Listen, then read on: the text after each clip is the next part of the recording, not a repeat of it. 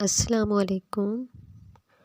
وہ اپنی چچی کے ساتھ ہسپتال گئی تھی کیونکہ اس کی طبیعت ٹھیک نہیں تھی۔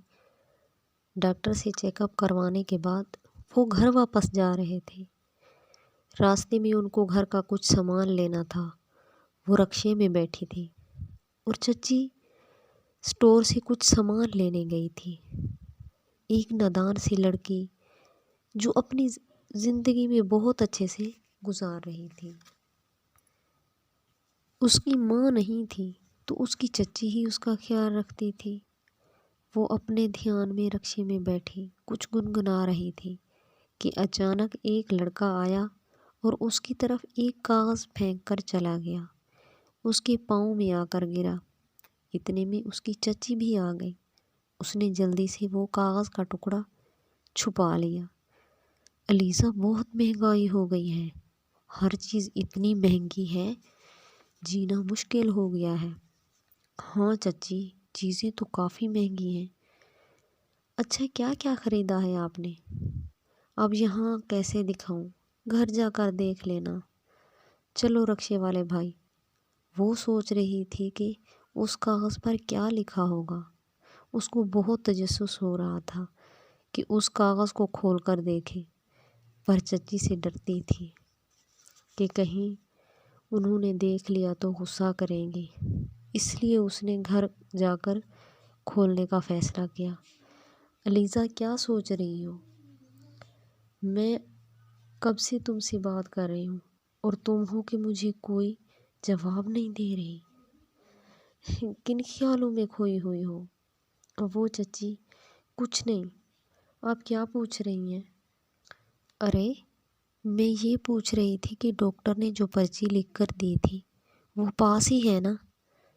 شام کو اپنے چاچو کو دینا، وہ دوائی لا دے گا۔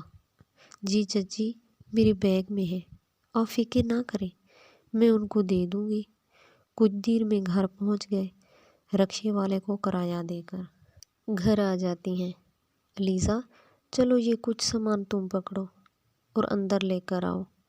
وہ سامان اٹھا کر اندر لے جاتی ہے اور جلدی سے اپنے کمرے میں جا کر اس کاغذ کو کھولنے لگتی ہے۔ علیزہ بیٹا، کیا کر رہی ہو؟ ادھر آؤ۔ یہ دیکھو، تمہارے لیے نیو ڈریس لے کر آئی ہوں۔ جی چچی، آئی۔ چچی، یہ میرے لیے ہے، تھینک یو سو مچ۔ اب میں جاؤں؟ ہاں جاؤ کمرے میں۔ کمرے میں داخل ہوتے ہی کاغذ کو کھولتی ہے۔ کاغذ پر ایک نمبر لکھا تھا اور نیچے لکھا ہوتا ہے I am waiting your call. اس کا دل زور زور سے دھڑکنے لگتا ہے اور وہ یہ سوچنے لگتی ہے کہ کال کروں یا نہ کروں۔ وہ میرا انتظار کرتا ہوگا، شاید میں اس کو پسند آ گئی ہوں۔ وہ اپنا موبائل پکڑتی ہے اور اسے کال کرنے لگتی ہے، لیکن اسے کیا پتا تھا کہ وہ جو کرنے جا رہی ہے یہ کتنا مہنگا پڑے گا۔ وہ اسے کال کر دیتی ہے لیکن اس کا نمبر بزی تھا۔ وہ کال بند کر دیتی ہے۔ تھوڑی دیر کے بعد اس نمبر سے کال آنے لگتی ہے۔ اس کا دل زور زور سے دھڑکنے لگتا ہے۔ اس نے بہت ہمت کر کے کال اٹھا لی۔